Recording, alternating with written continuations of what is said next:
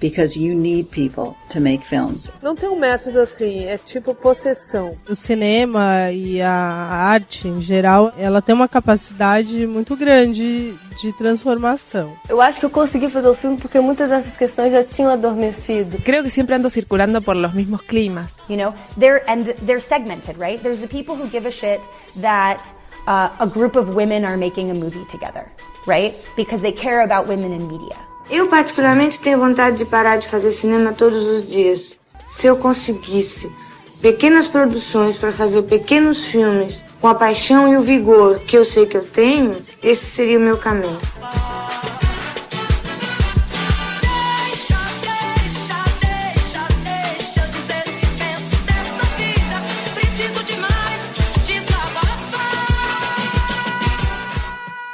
Feito por Elas, o podcast que discute o protagonismo das mulheres no audiovisual. Olá, ouvintes! Eu sou Isabel Wittmann, do Estante da Sala. Eu sou Stefane Marol, do Cinema e Cena e do Instagram Discos da ST.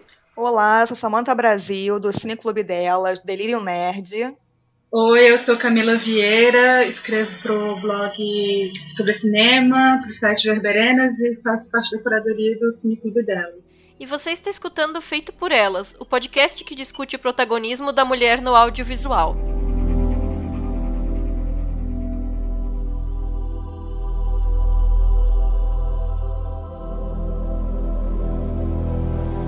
No programa de hoje, nós vamos falar sobre a cineasta estadunidense Patty Jenkins. Nascida Patricia Lea Jenkins em 1971 no interior da Califórnia, ela morou em 15 países diferentes até os 6 anos de idade por causa de seu pai, um piloto da Força Aérea. Depois disso, foram mais 4 estados americanos até entrar na faculdade. Se formou em 93 na Universidade Cooper Union para o avanço da ciência e arte. Em 2003, escreveu e dirigiu Monster, sobre a serial killer Aileen Wuornos, condenada à morte no ano anterior pelo assassinato de 6 homens entre o final dos anos 80 e o início dos 90. Em 2004, dirigiu um episódio do seriado Arrested Development e 2 anos depois, 2 episódios de Entourage. Em 2011, dirigiu um segmento de 5 pela Cura, uma antologia de curtas sobre o impacto do câncer de mama na vida das pessoas. No mesmo ano, dirigiu o piloto e mais um episódio da versão americana do seriado The Killing. Em 2013, dirigiu o piloto do seriado Betrayal e, em 2015, Exposed, um piloto de seriado transformado em filme para TV. Em 2017, finalmente, volta aos cinemas com Mulher Maravilha, se tornando a primeira mulher a dirigir um grande filme de super-herói e também a maior bilheteria de estreia de filme dirigido por mulher, com mais de 100 milhões arrecadados nos Estados Unidos, ultrapassando 50 Tons de Cinza, de Sam Taylor Johnson, que tinha feito 85 milhões. Ela possui uma indicação à melhor direção no Emmy pelo piloto de The Killing, pelo qual foi premiada também no Sindicato dos Diretores. Sobre a consciência política com que encara sua carreira, ela afirmou que há razões técnicas para o longo intervalo entre meus 2 filmes. Eu tive um bebê, eu tive um filme que não se concretizou, tudo isso é verdade. Mas também é verdade que eu dispensei um monte de coisas que teriam sido extremamente lucrativas, porque elas só seriam isso. Mesmo se é um filme de ação, mesmo se é um suspense, eu quero que ele traga algo bonito para o mundo da forma como eu acredito.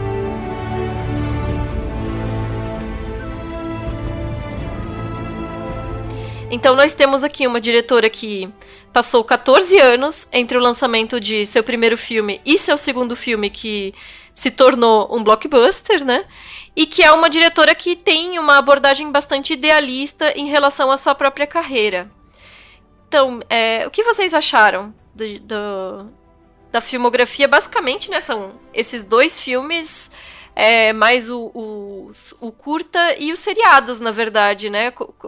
Como foi o contato de vocês com a filmografia da Patty Jenkins? Isa, só uma observaçãozinha, só uma bobagem, mas enfim, acho que é importante que o filme das 50 Tons de Cinza, ele estreou no final de semana que foi feriadão prolongado, eram 4 dias, Isso. E mesmo assim a bilheteria foi menor, né, quer dizer, a Patty Jenkins conseguiu em 3 dias conseguir 100 milhões, enquanto que em 4 dias a anterior bilheteria mais rendosa das mulheres diretoras tinha conseguido, né, em 4 dias 85 milhões, então é bem significativo nesse sentido também a gente perceber o quanto de tempo que ela teve para conseguir alcançar essa marca de dinheiro, né?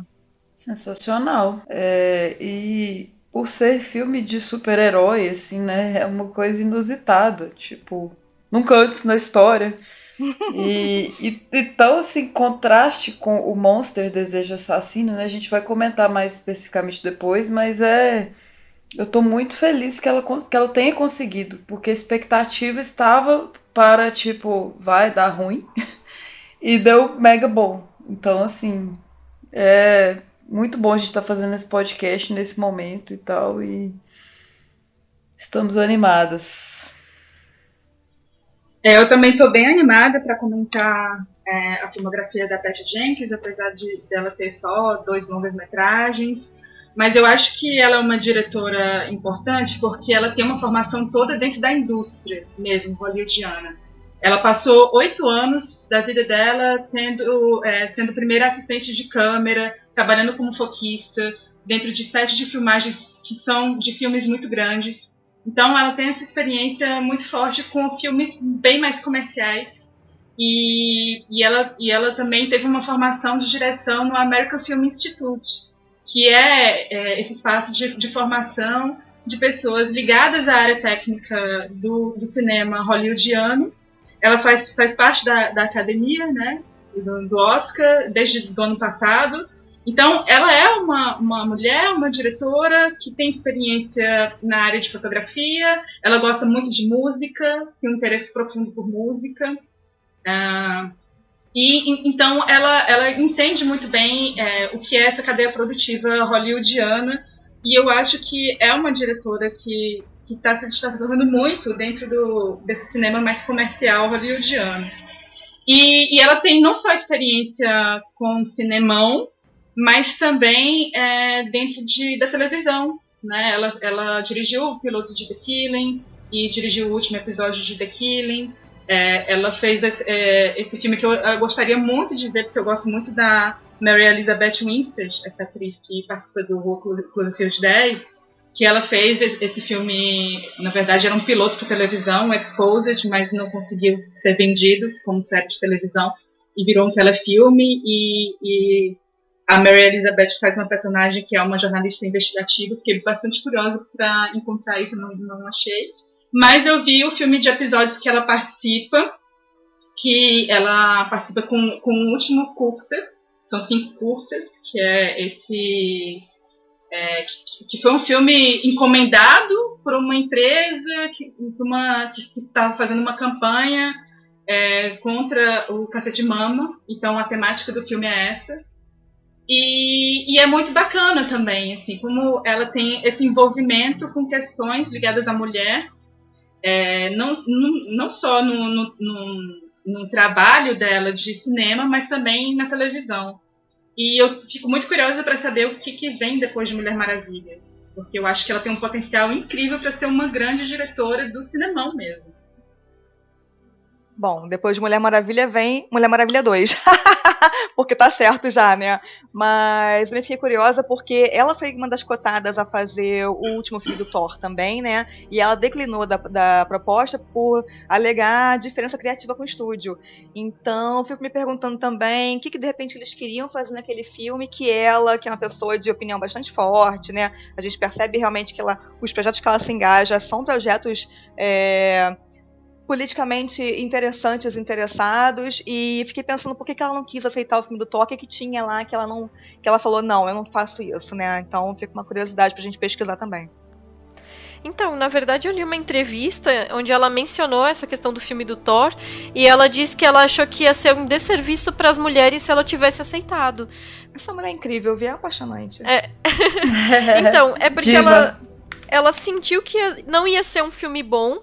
Eu acho que pelo tratamento do roteiro que ela já teve acesso, acho que algum fator ela não achou de qualidade no que foi mostrado para ela na etapa em que ofereceram o projeto, e ela sabia o peso que é dado para uma mulher na direção, né? Eu até escrevi sobre isso, eu vou deixar linkado para os ouvintes depois, que é essa coisa, né, de que quando uma mulher dirige um filme, esse filme é um fracasso de crítica, e ou de público é colocado nas costas de todas as mulheres diretoras, né? Enquanto que se sai um filme de super-herói que é um filme ruim ou mediano, que a grande maioria deles é, pelo menos, mediana, né? Os outros diretores continuam tendo trabalhos, mas nenhuma mulher tinha dirigido ainda filme de super-herói, e o último filme de heroína, agora falando especificamente por causa da Mulher Maravilha, tinha sido Elektra, né? Que é um filme muito ruim. E nem é heroína assim, né, gente? É mais vilã, né, no caso. Mas, sim, enfim. sim. É uma... E Mulher Gato deu ruim também, né? Lembrando que Mulher Gato também foi outro fracasso, né? Então, Deixa aquela impressão errada. Que também é vilã, né? Mas enfim. Pois é. Só uma pergunta. O Mulher Maravilha 2 já está sendo filmado porque, assim, ela assinou o contrato do Thor e ela pediu demissão, né? Por causa de divergências em relação ao roteiro, algo do tipo. Então, se realmente estiver sendo filmado, eu vou ficar muito feliz, porque eu realmente gostaria de acompanhar o trabalho dela, que eu estou gostando muito, assim, desde Monster. E esses trabalhos da televisão também, por exemplo, The Killing é uma série que eu adoro. E o piloto é incrível. E realmente gostaria de ver assim, essa continuidade dela dentro desse cinemão. O Mulher Maravilha 2, por enquanto, tá só... quer dizer...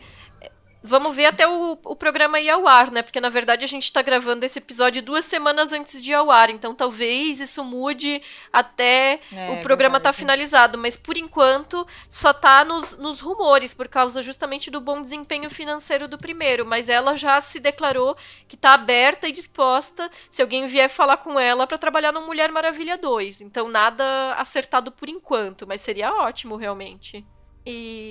Mas aí, ainda falando sobre essa questão das diretoras, né?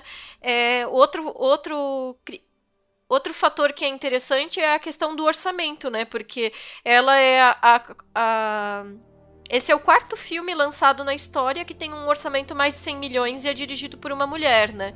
Antes dele teve o K-19, da Kathryn Bigelow, A Viagem e o Destino de Júpiter, da Lana e da Lilia Wachowski, que a gente já conversou aqui no podcast. E agora esse filme, daqui a pouco vai sair Uma Dobra no Tempo, ano que vem, né? Da Ava DuVernay, vai ser o quinto filme com orçamento e o primeiro de uma diretora negra, né? Então, assim, a gente sabe que existe essa dificuldade desses grandes projetos com grandes orçamentos pararem na mão das diretoras, né? Mas a própria Patty Jenkins, ela dá uma relativizada nisso. Ela disse que, por exemplo, trabalhando com The Killing e esses outros seriados que são grandes produções e que têm orçamentos muito grandes, ela disse que para uma filmagem de alguns dias, ela recebia orçamentos, às vezes, de 10, 15 milhões, com mais de 1.000 extras. Quer dizer, mais de 1.000 pessoas trabalhando no set, né? Então, assim, na verdade, dentro da escala do que ela já estava fazendo, ela já estava trabalhando com orçamentos grandes, né? Porque esse orçamento de 100 milhões está diluído em meses de trabalho, né? E, às vezes, uma semana era 10 milhões para um seriado de TV, né? Não, e aí a gente vê que a hierarquia entre TV e cinema ainda é muito forte, porque mesmo assim, mesmo ela tendo todo esse suporte, trabalhando com esse dinheiro já bastante grandioso, mesmo assim as mulheres ainda têm essa dificuldade, esse entrave no cinema, né? Na TV nem tanto, talvez, mas no cinema ainda tem. Então, nós vamos falar sobre o primeiro filme dela, né? O Monster. When I was little, I had a lot of dreams. And I was always secretly looking for who was going to discover me. Was it this guy? Or maybe this one? You never knew. Monster, Desejo Assassino, esse subtítulo nacional é terrível, né? que é o filme de 2003 e justamente é baseado na história real da Aileen Wuornos, que é interpretada pela Charlize Theron. A personagem, ela conhece a Selby, que é vivida pela Christina Ricci, com quem ela mantém um relacionamento. Ela não consegue emprego, ela se prostitui e um dia ela matou um cliente em autodefesa. Depois disso, ela passou a roubar com mais frequência. A verdadeira Aileen se tornou uma serial killer e foi condenada à morte e executada em 2002. O filme garantiu a Charlize Theron o Oscar e o Globo de Ouro de Melhor Atriz, e a Patty Jenkins foi indicada ao Leão de Ouro no Festival de Berlim, pela sua direção. E esse realmente é um filme muito intenso, né? A forma como ela engaja o espectador na narrativa e coloca a gente em determinado momento tendo uma empatia muito forte com essa mulher que matou 6 pessoas, né? É muito interessante como a gente se posiciona enquanto espectador e especificamente enquanto espectadora na história que está sendo contada. Como que vocês se sentiram vendo o filme? Pois é, eu acho que esse filme já mostra, assim, muito do olhar e dos desejos dela, da diretora, para essa questão, né, de como a sociedade oprime as mulheres, porque eu acho que o filme é muito além de falar sobre essa personagem da serial killer, né, e o fato como ela coloca a gente com uma certa proximidade da personagem, né, o roteiro faz muito isso. E nesse ponto também a Charlize Theron tá brilhante, né? Não à toa rendeu ela a indicação ao Oscar, porque realmente a atuação dela tá fantástica nesse filme. Ela nos coloca de fato, principalmente as mulheres, né, de frente para um problema social, muito mais do que um distúrbio de uma pessoa, né, transformá-la simplesmente numa psicopata desejadora de matar homens, né? Esse título é pavoroso. Mas, na verdade, é muito uma reação, né? Na verdade, o que a personagem, a protagonista faz é uma reação a esse mundo que a ela é extremamente hostil. Óbvio que ela não precisava matar ninguém, mas assim, aquilo ali acaba virando um ponto de fuga dela para essa vida infernal que essa mulher tinha. E quantas mulheres não vivem esse mesmo tipo não tem esse mesmo tipo de relação com o mundo que essa mulher também teve, sabe? Nossa, foi um filme assim, apesar de muito bem feito, muito bem executado, é uma história muito difícil da gente conseguir chegar ao final dela, porque mexe muito, né, com a psique das mulheres, eu acho. Porque quem nunca se viu numa situação como a da protagonista, né, de medo de encontrar um homem desconhecido, de estar num lugar sozinha com um homem, e o quanto isso é apavorante, né, e o cara de repente, por mais que você seja uma prostituta, e é legal ela botar isso no filme, muito legal ela ser uma prostituta, porque as pessoas acham que com prostituta vai fazer qualquer coisa, né, como se prostituta não fosse uma pessoa, um ser humano, tira completamente a alma daquele ser, né, e é só para ser consumido, é muito doloroso isso. Então, eu acho que o modo como ela vai colocando esse roteiro, a Patty Jenkins vai filmando os ângulos que ela escolhe, nossa, eu acho brilhante para colocar realmente a gente ter uma empatia com essa pessoa que mata os homens que tentam de alguma forma serem violentos com ela, né? Não importa como. Você perguntou como que a gente se sentiu, né, Isa? A primeira vez que eu vi esse filme tem muitos anos. E é muito difícil, realmente, é muito angustiante, assim, a gente conseguir lidar com aquilo. É muito brutal a forma que é colocado, assim. E aí, nas próximas vezes que eu assisti, que a gente consegue pensar nas coisas técnicas dele mesmo, né? Mas, basicamente, é angustiante. E Charlize Theron, maravilhosa, como sempre, né? Já desde... Acho que todos os filmes dela, ela tem uma coisa especial, assim, como atriz, que é... Acho que eu colocaria ela no meu top 3, assim, como grandes atrizes mesmo. E ela também foi produtora nesse filme, então ela encarnou mesmo, né, a Eileen. E é interessante ver a direção da Patty, né, tem umas fotos, assim, das duas conversando e tal. Então é muito bonito esse processo. A direção de arte é bem minimalista, né, assim, os cenários são, eu acho, bastante verossímeis, bem convincentes. Os lugares assim que ela habita. E a miséria, né? Tudo que ela passa é muito intenso. A gente começa a sentir aquilo. Me fugiu a palavra, mas é visceral, né? Um filme foda. Eu concordo com você, Fê. Eu achei um filme, ao mesmo tempo que é um filme muito triste, ele é muito assustador. Eu revi ontem em DVD e vi com os extras que tem cenas de making off, né, de bastidores do filme. Fiquei impressionada com a forma como a Patty Jenkins tratava a Charlize Theron no set, porque sempre quando tinha uma cena muito intensa, ela ia lá conversar, dar aquele apoio emocional, abraçar ela, porque de fato é difícil fazer esse tipo de personagem.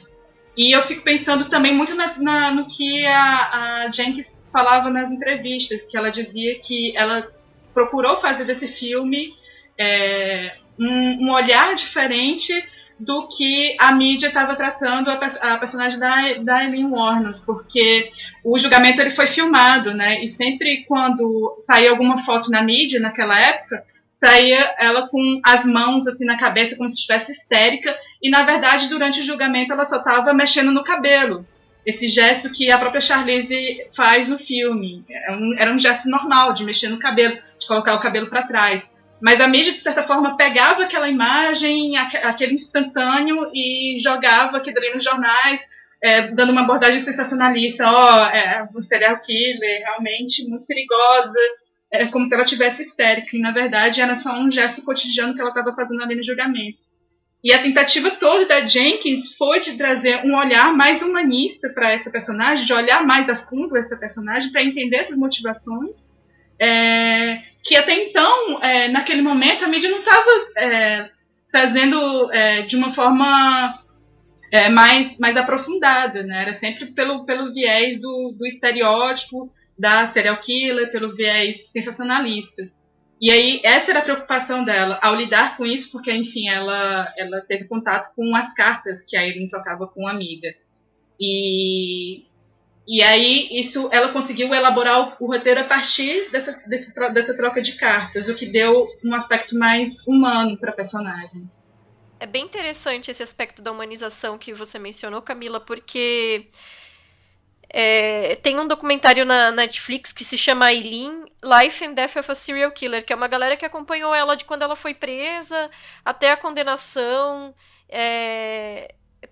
à morte, né, e tal. E no filme tem um determinado momento que ela menciona assim, isso era quando eu tinha 13 anos e eu dei o bebê. Então, assim, indica que ela teve essa gestação muito cedo na adolescência, mas é interessante porque ele dá essa pista de que ela já passava por situações terríveis desde muito nova, sem deixar claro especificamente que situações seriam essas. Então, esse documentário, ele é um pouco problemático, assim, explora a imagem dela, mas... depois de tantos anos presa e condenada, eu digo no sentido assim de julgada pela sociedade, né? E provavelmente tendo um tratamento muito duro dentro do presídio, a gente percebe o quanto que ela estava perturbada no final, assim. E claro, a ideia nunca é gerar empatia com alguém que tira a vida de outra pessoa especificamente, mas no sentido de que tipo de coisa que essa pessoa passou, sabe? Não que justifique, mas que tipo de comportamento na sociedade levou ela a isso, sabe? Então, esse documentário é muito pesado também, e a forma como a Pat aborda no filme é interessante por trazer ela como... ao contrário do que diz o título, não um monstro, mas um ser humano que passou por caminhos muito complicados e muito difíceis.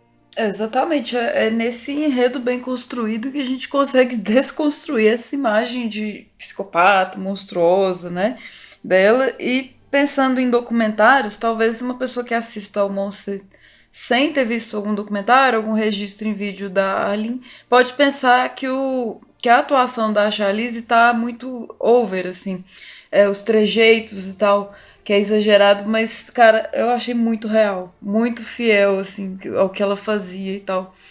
E a caracterização também é impressionante, assim, isso tendo assistido o documentário.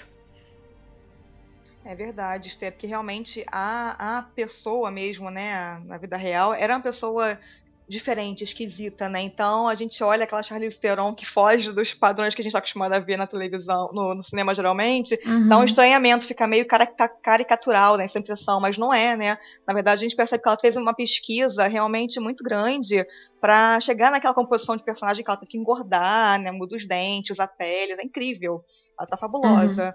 E é uma coisa que eu gosto muito do filme nesse sentido, né, puxando essa ideia que a gente tá lembrando aqui da humanização de uma pessoa que, né, cometeu uma série de crimes, e entender por que ela cometeu esses crimes, né, como ela se viu envolvida nisso, é a relação dela com a personagem da Christina Ricci. E aí me lembrou um pouco também o modo como a Mulher Maravilha, que a gente depois vai falar sobre o filme, lida com as pessoas, né? E principalmente com as mulheres, porque me lembrou um pouco, né? Eu vou dar uma viajada aqui agora, mas a relação dela com a Christina Ricci, que foi onde ela conseguiu encontrar uma certa humanidade nesse mundo que para ela era tão hostil, foi com uma mulher, onde ela encontrou o amor, né? De certa forma, a Mulher Maravilha com o Dr. Veneno também tem um pouco dessa relação de perceber uma pessoa ali que aparentemente é uma pessoa super do mal e que ela percebe uma humanidade ali, né? E tem aquele alívio entre elas duas, né? Tem até um olhar meio que de cumplicidade, de certa forma. Então, assim, eu acho que essa relação de mulheres, né? Isso está permeado, nem que seja num subtexto, na obra da Patty Jenkins. Pelo menos nesses 2 filmes eu consegui ver essa correlação, assim. Inclusive esses momentos com a Rich, né, com a namorada dela, e até com aquele amigo que ela tem, que é o Bruce Dern, que é o Thomas, que eles tomam uns porre, assim. Pra mim é o único respiro do filme, assim. As duas passam por coisas muito tensas, mas assim, é o momento que você consegue falar, nossa, ela tá vivendo um pouquinho ali. Nessas duas relações, é um amigo um pouco distante e com a namorada, assim, as fugas delas, tem aquela emoção, assim, né, as bebedeiras e tal, mas assim, muito difícil, muito pesado. Sobre a personagem da Christina Ricci, eu queria falar só algumas coisas assim que ela falou nas entrevistas, porque existe uma diferença muito forte, né? Porque a Jenkins, ela queria de fato fazer uma história de amor, né? Ela queria fazer desse filme uma história de amor, e você vê que esse lado da relação amorosa entre as duas é muito forte. Mas a Christina Ricci, ela fala coisas interessantes sobre a personagem dela nesse making of que tem no DVD, que é assim, que ela é uma parcela da sociedade que é considerada fraca, digamos assim, porque quer tudo na vida, quer tudo nas mãos, porque sempre teve isso com a formação dos pais, né? Sempre teve tudo nas mãos, e quer mais do que isso, mas não faz muita coisa, né? Não faz muita coisa, e na verdade quem vai mobilizar tudo, quem vai atrás de dinheiro é a personagem da Eileen, né? A personagem da Charlize, e por isso que essa relação amorosa não consegue dar certo, porque existe uma distinção, inclusive, de classe social, porque a Eileen é a escória americana, né? É a mulher que mora nas ruas, que vive de prostituição, e a personagem da Christina Ricci, a Selby, não, ela já tem uma condição social mais favorável, já teve tudo nas mãos, e aí quando se depara diante de um amor que não consegue oferecer isso, ela não consegue fazer muita coisa, ela se desespera. Então, eu acho legal também tratar essa relação amorosa a partir do ponto de vista da classe, né? Bem interessante, até porque ela parece que prefere não saber o que está acontecendo, né? Porque ela quer a novidade, ela quer sair para jantar, ela quer que elas viajem e ela não se importa em não saber de que forma a Eileen consegue esse dinheiro, né? Então, de certa forma, ela tá fingindo que não sabe o que está acontecendo. Isso é bem interessante. E por outro lado, a Eileen, ela no início ela se mostra até homofóbica em alguns comentários dela. Ela não se considera uma mulher lésbica nem bissexual, mas parece que o mundo estava sendo tão duro com ela que dentro da oportunidade de receber o carinho de alguma pessoa, ela se abre para essa relação, né? Então também tem esse contraponto de como que ela adere, digamos assim, ao relacionamento, mais por um fator de carência afetiva mesmo, num primeiro momento, mas que depois ela se apega, né? E só comentando que a Samantha e a Estefânia falaram sobre a aparência da Charlize Theron, lembrando que a Estefânia falou no podcast da Nick Carroll que ela é a única atriz que consegue ficar bonita de mullets, né? Então... Mas exatamente. Próteses... Ela fica linda de qualquer jeito, careca. Exato. Sem braço também. Sem braço ela tá maravilhosa. Não, né, exato. Mas a gente consegue enxergar, mesmo ela feiona nesse filme, eu ainda consigo ver uma mulher bonita, assim. Acho que ela é tipo eu, assim, é até bonita, mas é meio desarrumada, sabe? Ai, que boba! Eu consigo meio que me identificar. Não, é sério, porque, tipo, ela quer ser meio toscona, assim. Então, tipo, eu acho que é mais é uma mulher bonita que não se arruma. Eu acho que é uma pessoa maltratada pela vida mesmo. Acho que não é nem questão de se arrumar. Eu acho que ela não tá nem aí pra isso, né? Porque é uma vida tão sofrida que ela leva já, Então, quer dizer, ela tá cagando pra aparência, a verdade é essa. Tipo, Exato, se ela tem o cliente exato. dela, não importa se ela tá bonita, se ela tá feia, se ela tá arrumada. Ela suplanta Eu me lembrei isso. muito da personagem lá do filme da Vardal, Sem Teto Nem Lei. Pra mim é a mesma coisa. É a mesma aparência, assim. Ela não liga muito pra aparência dela, porque ela mora nas ruas, ela tá tentando sobreviver. Sim, sim. Então, eu achei bem parecido também. Se fosse fazer uma analogia, assim, de tipo de personagem. Tanto que o momento que ela vai mostrar preocupação com a aparência é justamente quando ela vai encontrar com a Selby lá no ringue de patinação, né? Que aí ela toma banho no banheiro de posto, ela arruma o cabelo, seca no negócio de secar a mão e tal, porque ali ela tá colocando uma importância pra aquilo, né? A Selby é alguém que tratou ela bem, então ela quer tá agradável pra encontrar com a Selby, assim. Então isso também é um negócio legal de perceber. O que é interessante também nesse filme é que mais um elemento que agrega a ele é que ele acaba sendo um road movie, né? Porque elas estão o tempo todo se deslocando, já que a personagem da Charlize está se escondendo, né? Dos homens que ela mata, então ela tem que estar fugindo o tempo todo. E ela rouba os carros, e cada carro que ela vai é um novo ciclo que ela recomeça, né? Como se ela estivesse recomeçando uma nova vida. E elas têm que se mudar. Inclusive, a personagem da Christina Ricci fica cobrando o tempo todo dela. Mas a gente não vai agora ficar nessa casa, nesse hotel? Por que a gente tem que se mudar? E aí depois ela mostra a série de jornais falando que ela estava sendo perseguida e tudo mais. Mas aí é interessante porque vem esse road movie também, né? E é bacana como a Patty Jenkins constrói essa narrativa, né, nesse ponto de fuga da personagem principal o tempo todo. Eu gosto bastante quando tem essa mistura de gêneros, assim, especialmente o road movie. É muito bem trabalhado, combina muito com a vibe do filme. Então vamos falar agora da Mulher Maravilha, né? Que é o grande sucesso da Patty Jenkins desse ano, de 2017.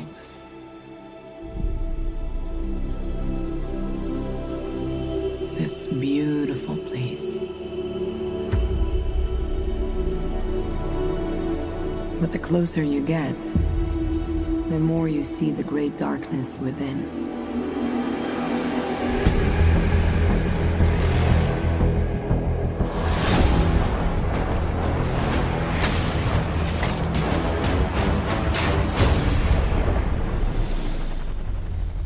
I learned this the hard way a long, long time ago.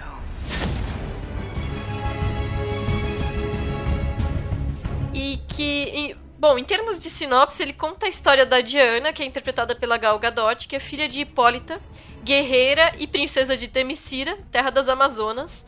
E quando um piloto de avião chamado Steve, vivido por Chris Pine, cai na ilha, ela resolve sair da ilha para acabar com a Primeira Guerra Mundial em busca de verdade e justiça. Para isso, ela precisa derrotar Ares, o deus da guerra.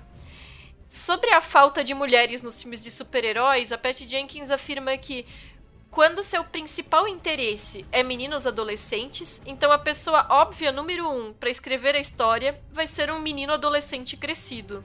E a pessoa número 1 para dirigir vai ser um menino adolescente crescido. No final das contas, é tudo sobre dinheiro. Mas, especialmente quando se trata de super-heróis, as pessoas realmente pensam que só homens amam filmes de ação e só homens iriam ver um filme de super-herói. Cara, que frase maravilhosa dela, assim. Eu andei lendo umas entrevistas dela e é muito apaixonante todos os posicionamentos que ela tem. Ela tem uma clareza na maneira de observar tanto a indústria quanto a própria carreira e tudo que tá acontecendo, que é muito, muito incrível. E bom, assistir esse filme da Mulher Maravilha, eu até coloquei na minha crítica que é muito difícil de fazer um comentário objetivo, né? Porque a gente tem que levar tudo isso em consideração. Quão poucos filmes dirigidos por mulheres são blockbusters, quão poucas protagonistas mulheres nós temos nesse tipo de filme de verão aí, de cinemão, e todo o peso político que tá nos ombros dessa obra enquanto cinema comercial, né? E ainda assim a gente assistir um filme desses e ficar encantada e sair do cinema muito feliz e com uma sensação de contentamento de poder ter assistido algo tão incrível, sabe? Porque realmente, apesar de a gente precisar levar em conta todos esses fatores extra-filme, é um filme maravilhoso. Já começo dizendo isso. Sem trocadilhos com o nome da heroína.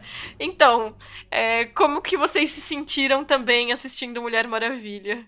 Então, gente, assim, eu acho que esse filme traz tantos marcos, né? É um filme tão importante em tantos sentidos, para além do filme que a gente vê na tela, que é como você falou, Isa, é difícil a gente conseguir, né, parar, deixar a emoção de lado e conseguir olhar o filme. Por isso que, inclusive, eu já vi o filme 2 vezes, porque eu achei que aquela primeira vez que eu vi, foi tão emocionante, foi tudo tão, assim, intenso e me mexeu tanto comigo por várias questões, que eu achei que eu deveria ver a segunda vez para poder ter um olhar mais isento e afastado do filme para poder falar sobre ele, sabe? Eu acho que foi importante para mim. E o que é mais legal, que na minha segunda vez que eu vi o filme na revisão, o filme ainda cresceu mais pra mim. Curioso, que algumas coisas que me incomodaram até na primeira vez que eu vi o filme, que eu acho que eu, de repente, queria que a Patty Jenkins queria resolver o problema do mundo inteiro naquele filme. Então a gente fica numa cobrança também com ela muito grande, né? Então, algumas coisas que me incomodaram muito na primeira vez que eu vi, quando eu vi pela segunda vez, ficaram mais orgânicas no filme pra mim, sabe? Então eu entendi que, na verdade, o problema não era tanto do filme, era uma expectativa que eu criei sobre o filme. Por isso que eu achei que era legal ver pela segunda vez e criar esse distanciamento, né? E eu acho bacana isso que você mencionou também, Isa, o quanto é interessante a gente perceber que a Patty Jenkins tem um olhar muito já sólido sobre o modo de produção dos filmes dos grandes estúdios, né? O quanto ela não está ali a passeio, o quanto ela está ali realmente... eu acho que foi uma diretora ideal para fazer esse filme, de fato, porque ela consegue observar a indústria de uma forma realmente...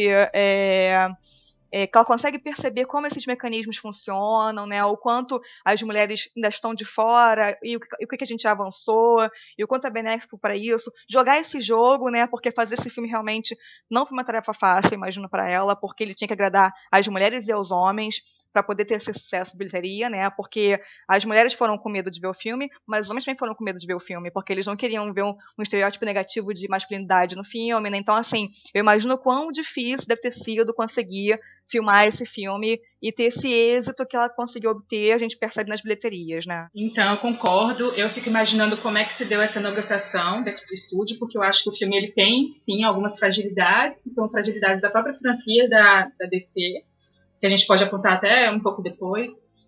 Mas eu acho que o filme traz umas ousadias que podem parecer até sutis e imperceptíveis ao olhar masculino, mas pra gente, eu pelo menos eu vi pela segunda vez, e eu não tinha percebido na primeira vez que eu assisti, porque, enfim, esse envolvimento do filme blockbuster, essa coisa do final, que tem que ser muito grandioso, tem que ser muito épico, me distancia um pouco. E aí eu fui tentar ver a segunda vez para poder observar alguns pontos que eu acho que são importantes na mudança dos modos de representação da mulher dentro dos filmes de super-heróis. Não é só porque é uma heroína que ela tem superpoderes. Eu acho que tem uma série de pontos, de elementos que são importantes para a gente pensar um pouco isso. Assim, que mudanças são essas? Por exemplo, na primeira parte. Desde a primeira parte, que tem aquela origem mítica, né, do período helênico, em que as mulheres são as amazonas e elas que têm essa força toda sobre aquela sociedade, né, que se dá de uma outra forma, é um outro tipo de cultura, que não é essa cultura que vai ser a da Primeira Guerra, e que a Mulher Maravilha vai se defrontar com essas diferenças culturais. E aí tem esse segundo momento, que parece ser uma comédia de costumes, né, do início ali do século XX, durante esse período da Primeira Guerra, e que há esses momentos de embates, e os melhores diálogos acontecem ali, nesse meio do filme. E aí eu acho que existe, de fato, uma inversão cômica dessa forma de narrar que é predominante do cinema clássico, do mainstream, da relação entre homem e mulher. Por exemplo, nas cenas de luta, em que o personagem do Steve Trevor, quando ele começa uma luta, a Mulher Maravilha vai lá e termina aquela luta. Ou seja, é uma inversão. Quando, na verdade, em boa parte das narrativas, é o homem que vai lá terminar a luta para a mulher, para tentar salvar a mulher. E isso não acontece no Mulher Maravilha, já é um tipo de inversão. Nas discussões, por exemplo, quando um homem começa, ela interrompe e faz zoeira disso, de boa parte das discussões. E tem toda uma discussão sobre casamento, sobre sexo, então tem muitas coisas bacanas e de comentário sobre essas diferenças culturais que existem entre um período e outro, que provoca esse tipo de mudança, que pode parecer sutil. E um outro exemplo que eu também não tinha percebido da primeira vez, mas na segunda vez que eu assisti o filme, é o grupo central que está em torno da Mulher Maravilha. Porque é um grupo que não é formado por homens brancos, cis, héteros, né? Que normalmente a gente vê nas narrativas de super-heróis. É um grupo formado por minorias. Você vê aquela gordinha sufragista ali auxiliando ela. Você vê um índio, que a população indígena foi dizimada, né, pela sociedade, por vários povos, né, naquele período. E também tem vários outros personagens ali, por exemplo, um imigrante que é meio depressivo e que está ali também na trupe. Então, é uma formação de um grupo de minorias que vai enfrentar esse mal, que não é aquele grupo que a gente normalmente vê nessas narrativas. E isso é importante frisar, essa diferença. Sim, isso que você comentou agora, Camila, foi o que mais eu amei no filme, assim, falando de forma geral, foi a turma que se constituiu ali, assim, já tem um protagonista mulher, já estamos ganhando, bem representado, maravilha. E aí a turma que ela vai se unir na guerra, né, inclusive a inserção na guerra também. Cara, eu vou colocar esse filme assim como um dos melhores filmes de guerra que eu já vi, assim, eu achei muito fantástico, tudo, assim, como que não tem o maniqueísmo inicial que a gente começa a pensar que vai ter ali na fala do Steve Trevor. Olha, eu sou o homem bom, aqueles são os homens maus. Isso é totalmente destruído no índio, no escocês, que inclusive o escocês eu sabia, mas eu esqueci, acho que eu não reparei. Eu sou muito fã de Transporting. E ele é o Spud, então eu dei um grito no cinema, tipo, Spud! Então, assim, eu já fiquei totalmente cativada, assim, né, e funcionou muito bem. Pra mim, aquela turma, assim, é uma espécie de Era do Gelo, assim, sendo o Spud e o Sid, né, que fica cantando, assim, o melhor alívio cômico. Então, assim, me identifiquei demais com todos eles, assim, fiquei... E é um filme que é um comentário que surgiu em outro podcast que eu gravei, que é um filme a partir de uma foto, né, que é uma premissa sensacional, a foto, daquela foto que a gente conhecia do Batman versus Super-Homem, a gente conhece a história daquela turma, daquelas pessoas. E, a princípio, assim, isso foi o que mais me atraiu. Além, assim, das minhas cenas preferidas, que é quando ela vê o bebê, ela, bebê! E quando ela toma o sorvete. Ai, é muito lindo, gente, é muito amor. Até em contraste com isso que a Camila falou sobre a heterogeneidade desse grupo, né? Até contrasta justamente com os Vingadores, né? Que justamente é só esse bando de homens brancos com a Viúva Negra no meio. E beleza, aqui o filme ele também sofre com essa questão da síndrome de Smurfette, né?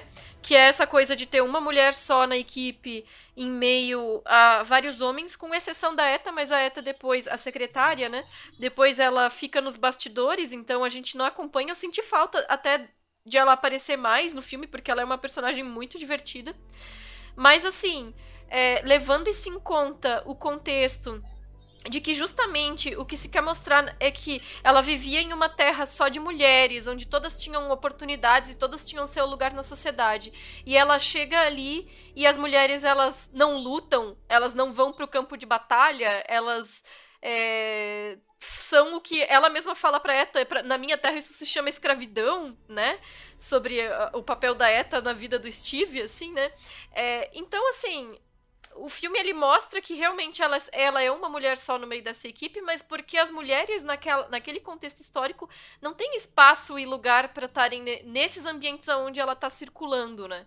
E aí isso também transparece de uma maneira muito legal na forma como é trabalhado o lado cômico do filme, que a Camila também comentou de uma maneira legal, que meio que remete um pouco a essas comédias malucas das décadas de 30, 40, que é quando o Steve fala com ela quando leva ela até a Inglaterra e tal, e ele tenta mudar ela, tenta controlar a forma como ela se veste, como ela se porta, esconde as armas, coloca um óculos pra esconder a beleza dela, o que é zoado, assim, né? Tipo, a própria Eta reage dizendo, sério mesmo? Porque isso é um clichê de filme que ali é utilizado como um alívio, assim, né? Um alívio cômico mostrando o quão ridículo que é o papel dele tentando controlar ela naquela sociedade, sendo que o que ele admirou nela, quando conheceu ela na Terra das Amazonas, era justamente a liberdade e a força que ela estava mostrando lá, né? É verdade. E aí, para falar desse contexto histórico em que o filme se insere, Isa,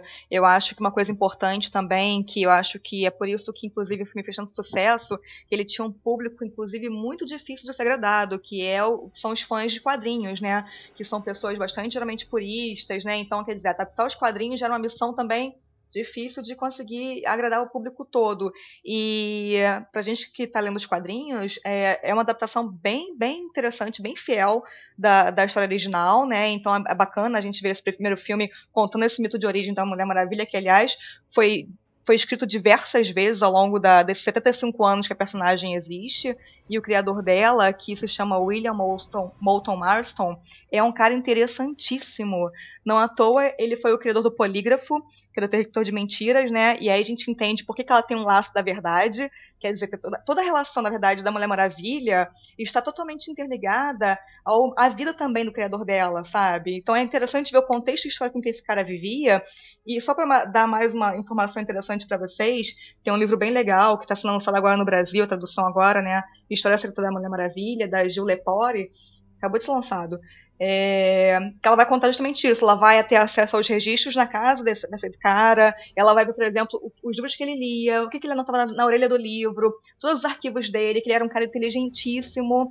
Ele morava com 2 mulheres, e essas mulheres, as 2 eram sufragistas, entendeu? Uma delas, inclusive, era advogada, e ela estudava uma das primeiras faculdades que aceitou mulher nos Estados Unidos naquela época. Então, assim, é uma relação realmente muito interessante, numa época que eles tinham que viver meio que escondidos, porque a poligamia legalmente não é aceita, né? Então eles viviam numa relação ali, eles tinham que se esconder meio que para a sociedade, mas eles viviam dessa forma.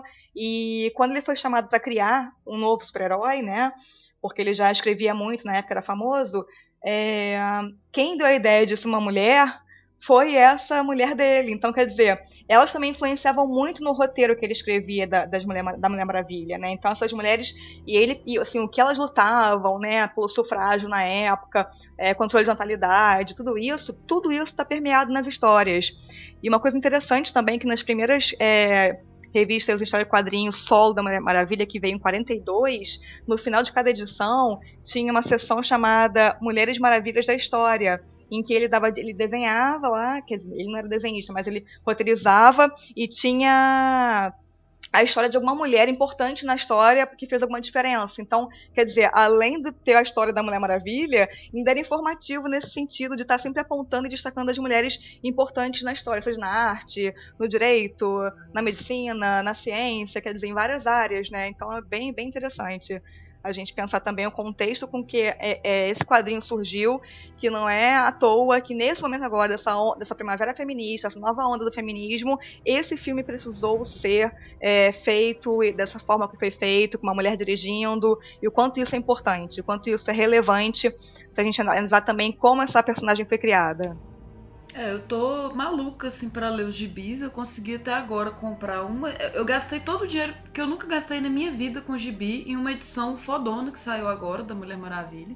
Mas, assim, tá cheio. Sério, eu nunca gostei de heróis, assim, o pessoal que já ouviu em outros podcasts sabe.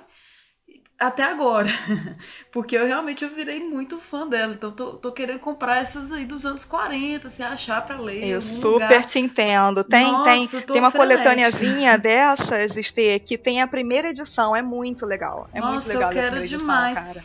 E você comentou fantástico. Sobre o criador dela, tem uma coisa de interesse pro nosso podcast aqui, que vai sair um filme. O IMDb tá prometendo pra 2017 de uma diretora, Angela Robinson, sobre essa história. Vai chamar Professor Marston and the Wonder Woman, que seriam as mulheres maravilhosas. Porque é muito interessante a vida dele, demais. E a gente percebe o quanto ele colocou da vida dele na história que ele criou da Mulher Maravilha, sabe? Muito foda isso. E conta a história do feminismo, na verdade, né? Porque ele tá narrando essa história através dessa super-heroína. Em 41, assim, ele tinha essa relação pouco convencional, digamos, né? Duas mulheres, né, que ele vivia. Ele faleceu em 47, essas 2 mulheres, que era a Elizabeth e a Olive, continuaram criando o filho dele. Então, uma história, eu tô super curiosa, assim, com esse filme e de pesquisar tudo relativo à Mulher Maravilha, todos os HQs que eu consegui, assim. E eu também assisti 2 vezes, também consegui, tive esse privilégio de ir ao cinema 2 vezes. E na segunda também falei, não, agora eu vou achar mais coisas, assim, eu só gostei mais, assim. A gente vai perdoando as imperfeições, de tanto que o resultado é positivo, né, gente? Sem dúvida.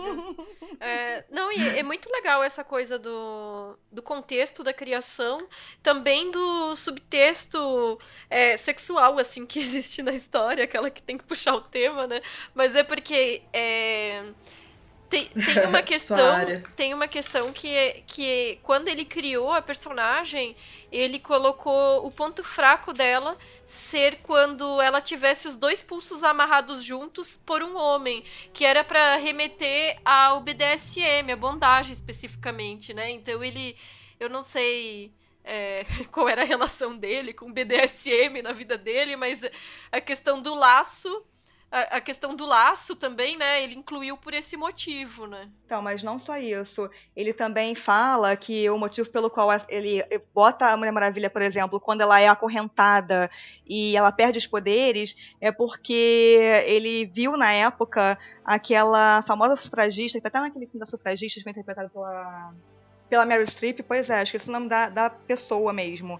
Mas a personagem que a Meryl Streep interpreta, ela em protesto, porque ela não pôde falar na universidade, ela foi se acorrentar aos portões da universidade. E ele viu aquilo, porque era uma alegoria para falar que ela não podia falar, né? E aí ele viu aquilo, ficou muito impressionado e falou, realmente, quando as mulheres se acorrentam, são acorrentadas, elas perdem a força. Porque ele se inspirou, né, nesse ato que ele viu dessa sufragista, e ele faz questão nas histórias dele, de na hora que a Mulher Maravilha vai conseguir se libertar, ela se liberta, e não alguém vem libertar ela. Quer dizer, tá bem atento a isso, realmente, de não ter aquele homem salvador nas histórias, né? Ele faz questão de toda vez que ela se acorrenta, ela mesma consegue se libertar. E isso é bacana. E no próprio filme tem uma personagem sufragista, né, que não é tão explorada assim, mas tá lá, como comentário social daquele momento ali, do contexto da Primeira Guerra, tá lá, né. E o que eu gosto muito é do momento em que fica perceptível que a Mulher Maravilha ela tem mais coragem de que todos aqueles soldados que estão na guerra, né. Aquele momento da cena da trincheira, que eu acho, ali sim, eu acho que é um uso bastante funcional da câmera lenta. Porque vai mostrar ela sozinha enfrentando a guerra, né? Ela no meio da trincheira, ela ali atravessa aquilo ali sozinha e é um momento muito grandioso. E ali eu vejo um sentido funcional para a câmera lenta, porque eu acho que esse recurso e aí a gente pode falar até dos pontos negativos, que eu acho que também é bom elogiar, mas também apontar os elementos fracos também, que eu acho que esse excesso de câmera lenta é uma coisa que vem muito do Snyder, né? E o Snyder teve ele como produtor, ele como um dos roteiristas, teve imagino que essa imposição do olhar dele como diretor, isso ficou evidente. Então você vê que no filme tem esse excesso de câmeras lentas, tem cenas que parecem que são muito épicas, assim, e não necessariamente precisava daquilo tudo. Então eu acho que existe essa imposição de estúdio que enfraquece o filme, mas diante de todos esses elementos que a gente falou aqui, de fato, ele é um filme que é muito bom. Dentro desse modelo de filme blockbuster que explora super-heróis. Sim, essa questão da câmera lenta me incomodou também, sim. Não a ponto de estragar, mas era meio chato porque foi bem excessivo. E a Isa puxou da Etta Candy lá atrás, eu senti falta não só dela participar mais, mas de um desfecho. Assim, eu não entendi o que aconteceu com ela, nem revendo. Fui procurando isso também e não foi finalizado assim, a personagem. Tem um momento até que a Diana deixa o escudo e a espada com ela, pra ela ser tipo a guardiã, mas ela não retoma isso.